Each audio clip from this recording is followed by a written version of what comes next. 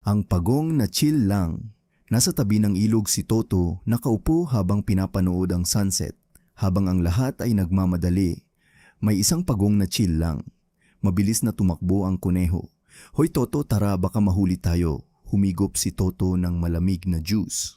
Relax ka lang bro, hindi naman tayo hinahabol ng deadline. Lahat ng hayop ay nagmamadaling pumunta sa kabilang bahagi ng gubat. Si Toto, nakahiga lang sa ilalim ng puno. Toto, hindi ka ba natatakot maiwan? Minsan hindi kailangan mauna. Kailangan lang siguraduhin hindi ka nawawala sa sarili mo. Umupo ang kuneho sa tabi ni Toto. Pareho nilang pinanood ang sunset. Pero bago tayo maging deep, may pagkain ka ba, kuneho? Ayan, bumalik na naman tayo sa tunay na problema. Naupo ang mga hayop sa ilalim ng puno, kumain at nagkwentuhan. Si Toto ay ngumiti habang pinapanood ang sunset. Minsan, ang pinakamagandang takbo ng buhay ay yung marunong kang huminto at mag-enjoy. Please follow, like, and share. And for more,